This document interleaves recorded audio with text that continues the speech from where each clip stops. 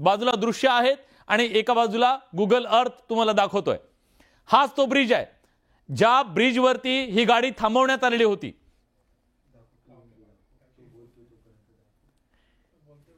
तर आता ज्यांनी टीव्ही ऑन केलेला आहे त्या प्रेक्षकांसाठी आपण हे सांगायला हवं की काही वेळापूर्वीच जळगाव जिल्ह्यातल्या पाचोराच्या जवळ एक भीषण असा रेल्वे अपघात झालेला आहे। हा रेल्वे अपघात एका अफवेतून झालेला आहे। लखनौवरून मुंबईच्या दिशेने येणारी पुष्पक एक्सप्रेस जेव्हा या पाचोऱ्याजवळच्या या ठिकाणी आली त्यानंतर हा अपघात झाल्याचं समोर येत आहे आणि जी माहिती आपल्यापर्यंत पोहोचते त्यानुसार 7 ते 8 लोकांना यात प्राण गमवावे लागल्याचं कळतंय।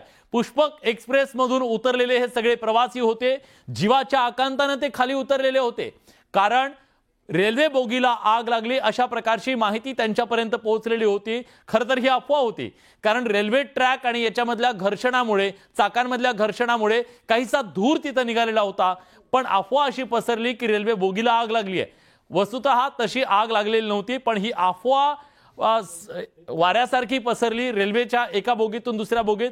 त्यामुळे प्रवासी जीव वाचवण्यासाठी म्हणून ट्रॅकवर उतरले आणि मोठ्या संख्येने रेल्वे प्रवासी हे ट्रॅकवरती जेव्हा थांबलेले होते अगदी त्याच वेळेला दुर्दैव बघा, कर्नाटक एक्सप्रेस ही कर्नाटकहून दिल्लीच्या दिशेने जात होती आणि या एक्सप्रेसची धडक रेल्वे ट्रॅकवर जीव वाचवण्यासाठी उभ्या असलेल्या त्या सगळ्या प्रवाशांना बसली।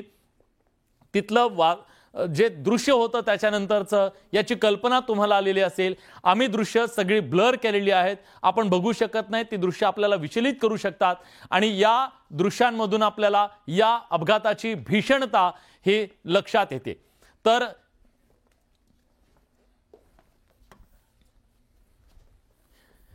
तर आपण थोडंसं समजून घेऊया परदाडेच्या या दरम्यान नेमका अपघात कसा झालेला आहे। हा अपघात आपण जरा समजून घेऊया।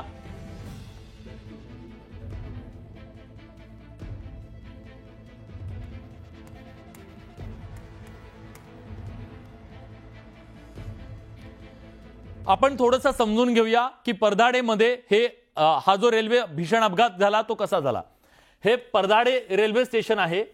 या रेल्वे स्टेशन पासून मुंबईच्या दिशेने जाणारा हा रस्ता आहे, हा एक ट्रॅक आहे आणि हा जो ट्रॅक आहे तो मुंबईहून दिल्लीच्या दिशेने जाणारा ट्रॅक आहे। परदाडे रेल्वे स्टेशन पासून पुढे काही अंतरावर एक ब्रिज आहे, हा तो ब्रिज आहे आणि या ब्रिजवरती आल्यानंतर प्रवाशांनी रेल्वे रोखून धरली। ही रेल्वे जेव्हा एक्सप्रेस पुष्पक एक्सप्रेस होती, ही पुष्पक एक्सप्रेस जेव्हा इथं बरोबर आली त्यावेळेला प्रवाशांनी ती रोखून धरली आणि इथं 2 गाव आहेत, हे 2 गाव आहेत त्याच्या दरम्यान हा ब्रिज आहे आणि बरोबर या ब्रिजवरती गाडी आल्यानंतर ती थांबवण्यात आली। जेव्हा ही गाडी थांबवण्यात आली जीव वाचवण्यासाठी, कारण त्यांना वाटलं की बोगीला आग लागली आहे, पण आग लागलेली नव्हती। हे सगळे प्रवासी उतरले, कुठे उतरले, या इथे हा जो ट्रॅक आहे या ट्रॅकवरती सगळे प्रवासी उतरले आणि जेव्हा हे सगळे प्रवासी या ट्रॅकवरती होते अगदी त्याच वेळेला या बाजूनी ही अशी कर्नाटक एक्सप्रेस आली आणि हे जे प्रवासी ट्रॅकवरती थांबलेले होते यातल्या या प्रवाशांना त्यांनी धडक दिली।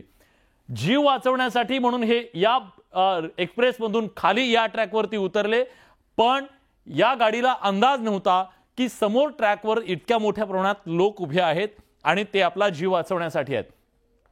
परदाडे स्टेशन इथं आहे, परदाडे स्टेशन पासून काही अंतरावर 500-700 मीटर अंतर असेल हे कदाचित। ही 2 छोटी छोटी गावं आहेत।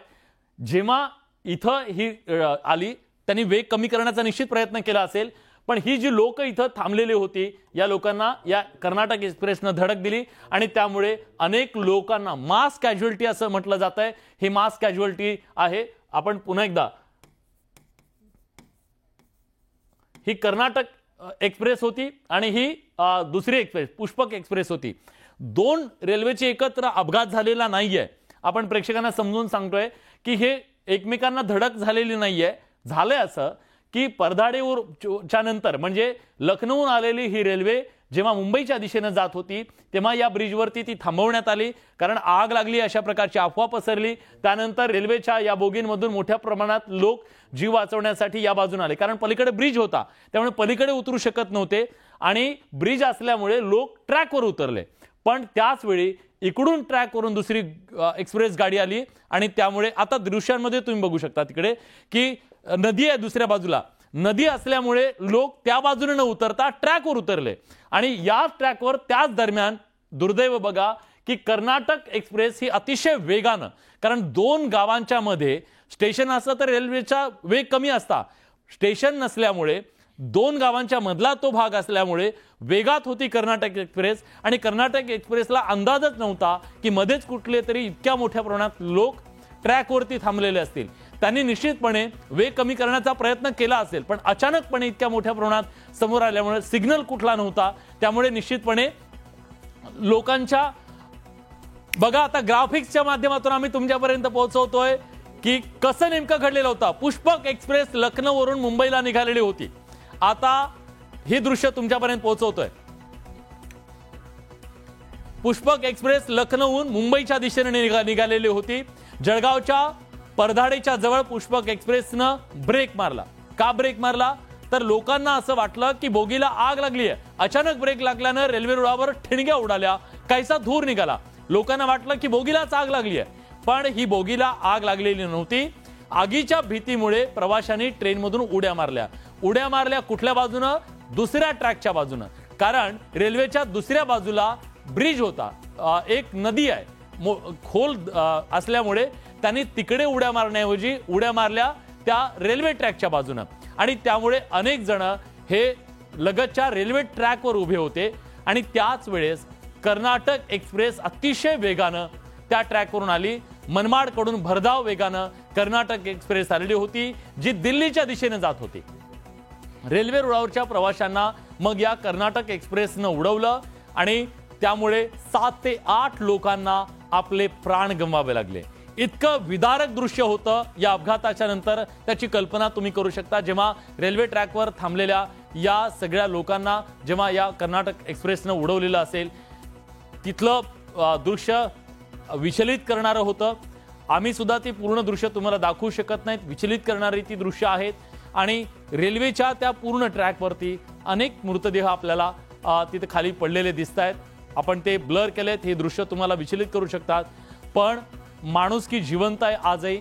2 शेजारी गावं होती, त्या गावांमधली सगळी लोक मदतीसाठी धावली, जखमींना तिथून बाजूला करण्याचा प्रयत्न, रुग्णालयापर्यंत नेण्याचा प्रयत्न त्या सगळ्यांनी केलेला आहे आणि त्याच दरम्यान जे मृत्युमुखी पडलेले आहेत त्या मृत्युमुखी पडलेले त्यांना सुद्धा त्या ट्रॅकवरून बाजूला करण्याचा प्रयत्न करण्यात आला। भेदरलेल्या अवस्थेत सगळे लोक तिथे होते। काय घडलंय हे काही लोकांना कळत नव्हतं, काही लोक तर रेल्वे का थांबवली हेच कळत नव्हतं, पण त्याच दरम्यान हा दुसरा अपघात झालेला होता।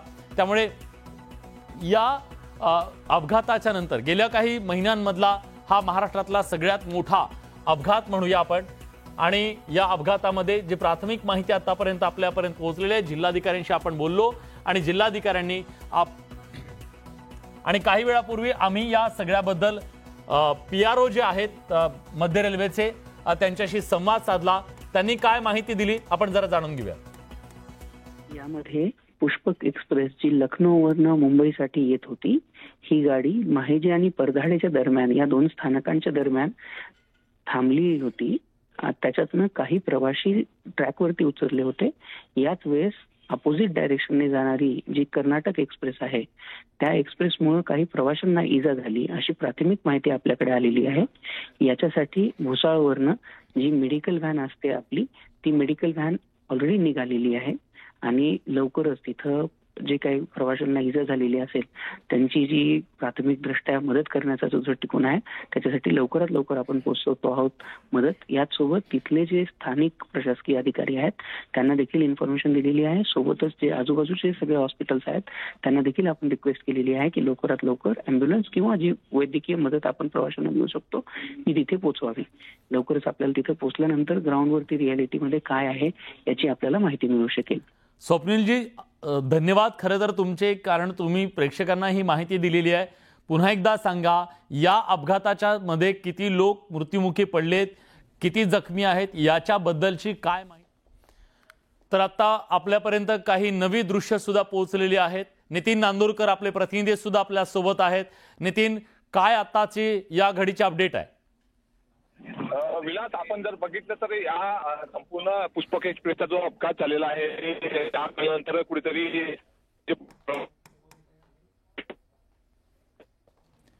नितीन, तुमचा आवाज आमच्यापर्यंत पोहोचत नाहीये. पुन्हा एकदा तुमच्याशी संपर्क करण्याचा प्रयत्न करूया, पण ही दृश्य तुम्हाला विचलित करू शकतात, कारण यात काही मृतदेह ये ट्रॅकवर आपल्याला पाहायला मिळतात.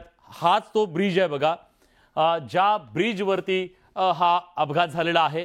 आणि कदाचित तिथं ब्रिज नसता तर लोक ट्रॅकवर उतरलेच नसते, आणि ते ट्रॅकवर उतरल्यामुळेच हा अपघात झालेला आहे. दुसऱ्या बाजूला खूप मोठ्या संख्येनं गावकरी तिथं मदतीसाठी पोहोचलेले आहेत, आणि रेल्वेमध्ये प्रवास करणारे जे प्रवासी आहेत ते सुद्धा आता या ठिकाणी खाली उतरलेले आहेत. खरं तर हे ब्रिजवरती रेल्वे थांबण्याचं कारण असं होतं की अफवा अशी पसरली. सुप्रिया सुळे सुद्धा आपल्या सोबत आहेत. खासदार सुप्रियाताई, तुमच्यापर्यंत काय माहिती पोहोचलेली आहे या अपघाताबद्दलची? नाही, माझ्याकडे काही डिटेल्स आलेले नाहीयेत, पण आता जी पहिली माहिती येते त्याच्यातून काहीतरी अफवा आली की ट्रेन मध्ये आग लागली म्हणून लोकांनी उड्या मारल्या.